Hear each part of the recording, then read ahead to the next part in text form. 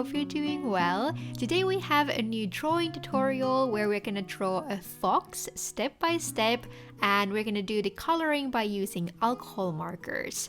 You could also do the coloring with watercolors, gouache paints, or water-based brush pens, so the alcohol markers are just one option. But anyway, let's get started. So I'm gonna use my watercolor sketchbook for this drawing.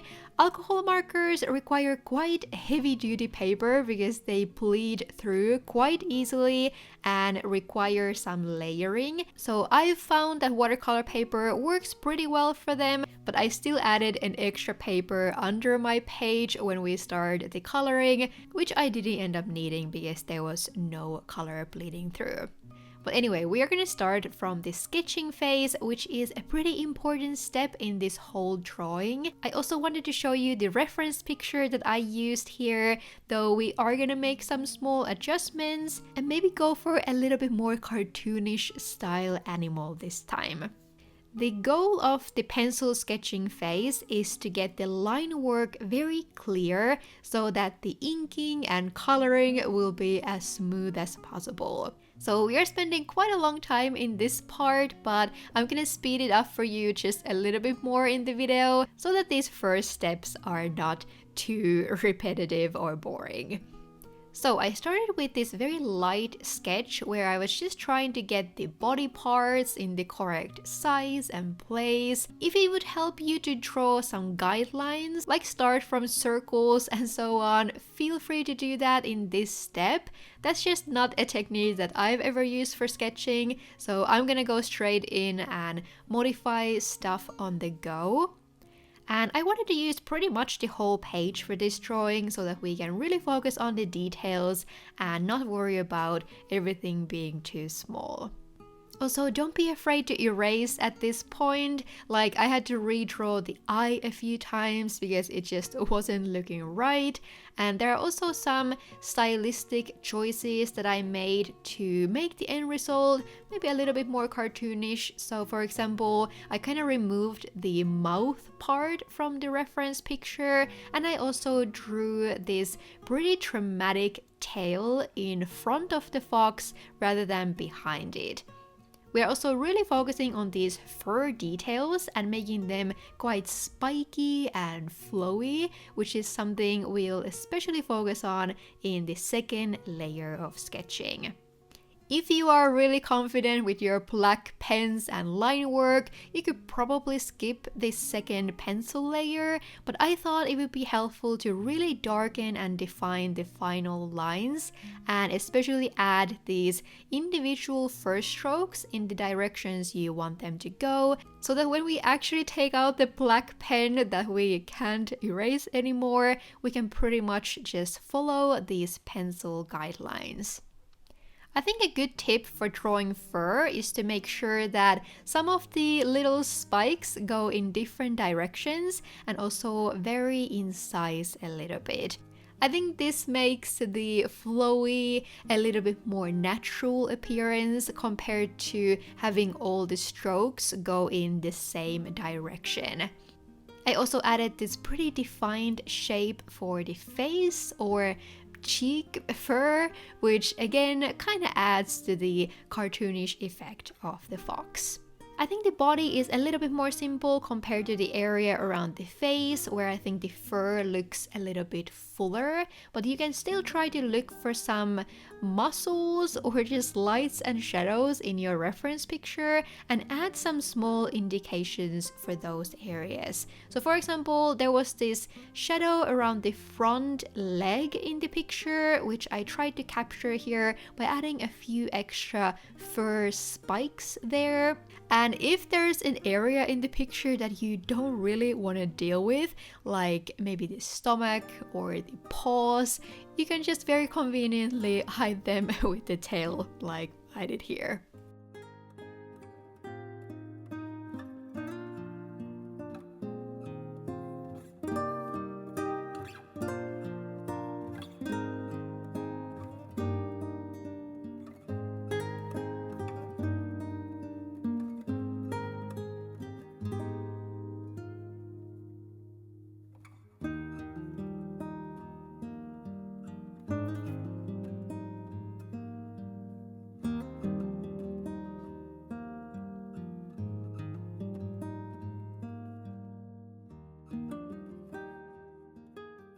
But now that we are finally done with the pencil sketch, we can take out a black pen and darken all these outlines. I'm using Sakura Pigma Microns, first in the 01 size, and then later we're gonna darken some of the line work with a 02. I really like these pens because they are completely waterproof, so they work with pretty much any medium I use, whether it's watercolors or these alcohol markers. So just make sure that any black pen you use doesn't smudge when you go over it with your coloring technique of choice.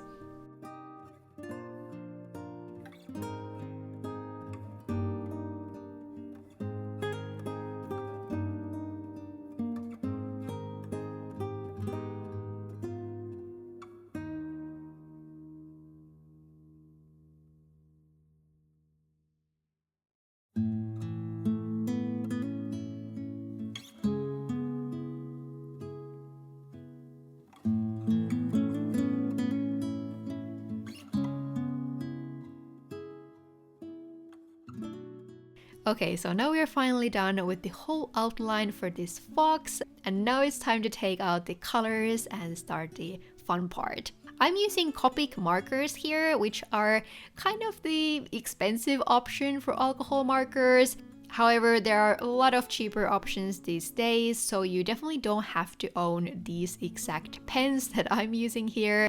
And I'm gonna start from some very light and neutral colors and gradually build the color and intensity layer by layer. I actually haven't used my markers in I think years at this point, so this is why I really wanted to use them for this video. I really like them, but I have less experience with them and often just go for other more comfortable mediums for me. But anyway, I really like this layering aspect of alcohol markers because it allows for a very gradual progression and you don't need to jump to the deep end immediately. I was trying to separate this image into these warm areas and then some cooler areas, like for example the front white fur part and also some of the shadows.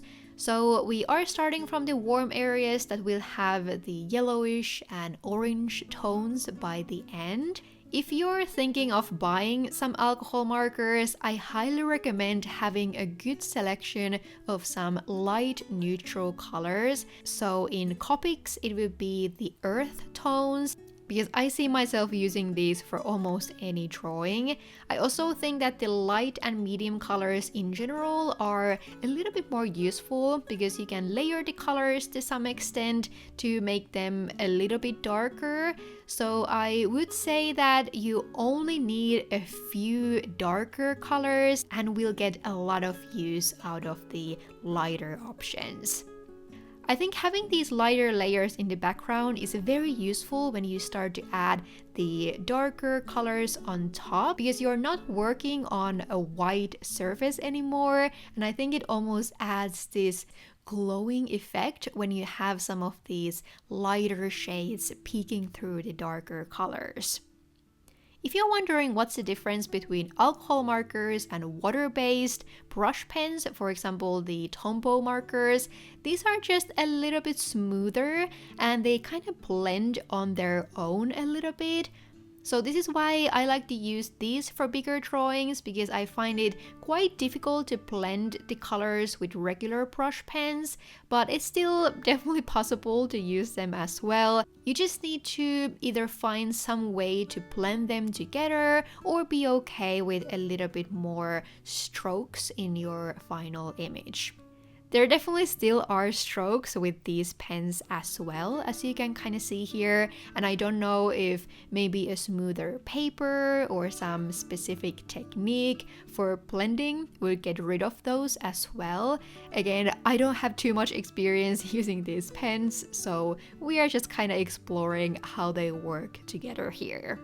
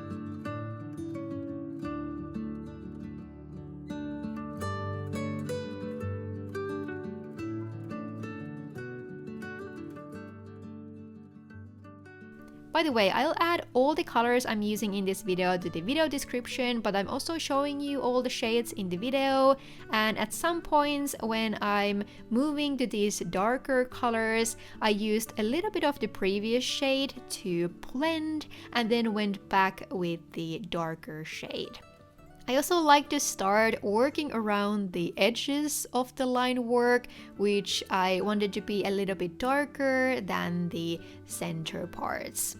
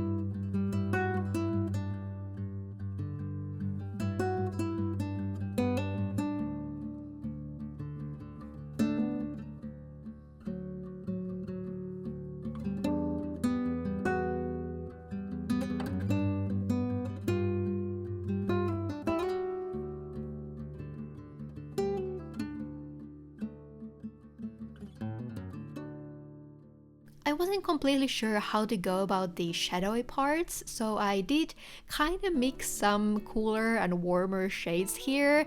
It's usually not the best thing to do with these pens, as it makes the colors a little bit muddy, and I also had a few areas where the color was kind of pooling a little bit. I'm not exactly sure if that happened because I mixed these different shades, or was it just that I happened to add a color to a half dried area, so it created some blooming kind of like watercolors. If you have more experience, I would love to hear your thoughts in the comment section, because I did add a lot of layers to other areas and it didn't create a similar effect. But yeah, I guess I could have been a little bit more careful with the cool and warm shades here, and maybe choose a darker blue or gray color for these stomach areas that needed a little bit more intensity.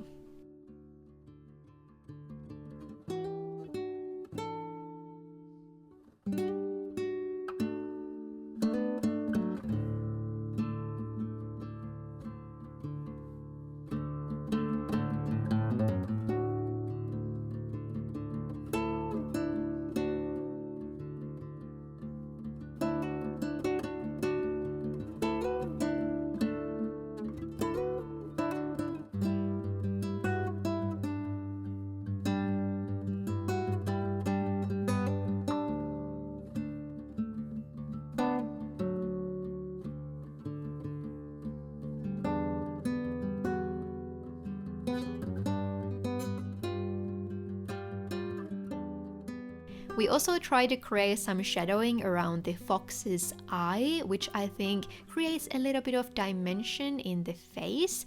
I know the eyes are difficult for many people, so this is definitely a place where taking your time in the sketching phase pays out later. I did use a little bit darker shade for the eye, but I didn't want to color it fully black, just to leave some sparkly color in the middle.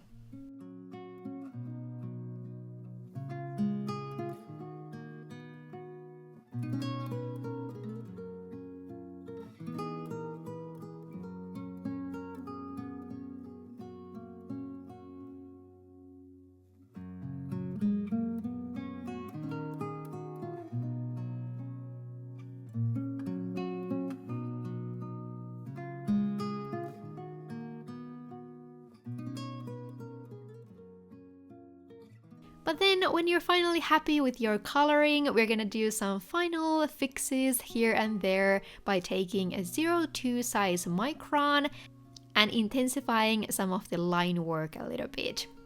So I added some black shade to the ears and intensified especially the lower parts of the outlines. And then I also added a small tiny white highlight to the eye with a white uni Posca marker. I did try to add some white strokes here and there just to add a little bit of finishing touches to the fur, but my pen didn't really want to cooperate with me, so those lines got pretty much completely blended away into the alcohol markers.